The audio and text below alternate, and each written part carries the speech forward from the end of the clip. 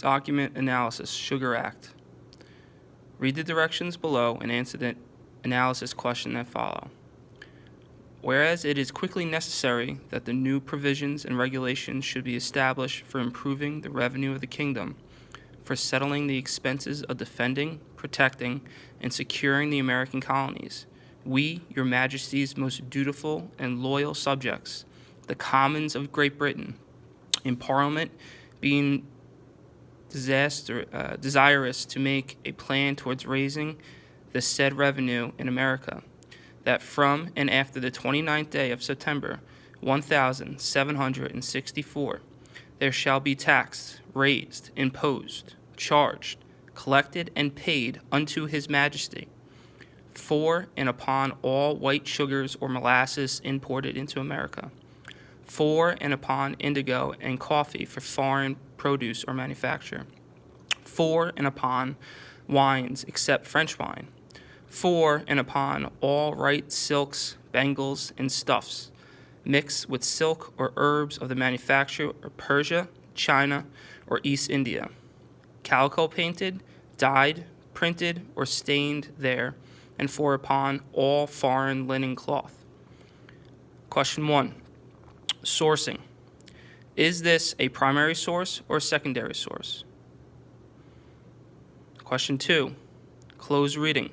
According to lines 1 through 3, what claims did Parliament make about why they were raising and collecting these taxes? Number 3. Close reading. What was being taxed?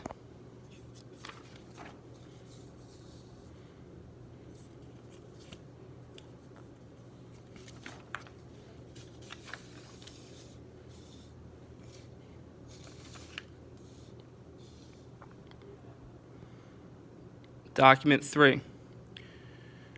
Richard Bland, Colonial Dismount, Thoughts from an American Citizen in Williamsburg, Virginia, 1764. Excerpt. Directions. Read the document below and answer the analysis questions that follow. If then the people of this colony are free born and have a right to liberties and privileges of English subjects, they must necessarily have legal constitution.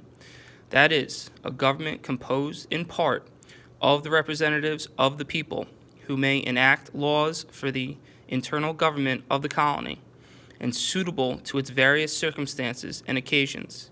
And without such a representative, I am bold enough to say, no law can be made. If the Parliament should impose laws upon us, we ought to have representation in that Parliament. Part of our birthright as Englishmen is being governed by laws made with our own consent. This is being violated at the present terms by a Parliament we have no representation in. Question 1. Sourcing. Is this a primary source or a secondary source? 2. Sourcing. Where is the author of this source from? Whose perspective is missing from these 3 Sugar Act documents? 3. Close reading. What reasons does the author provide for not agreeing with the recent British taxes imposed on the American colony?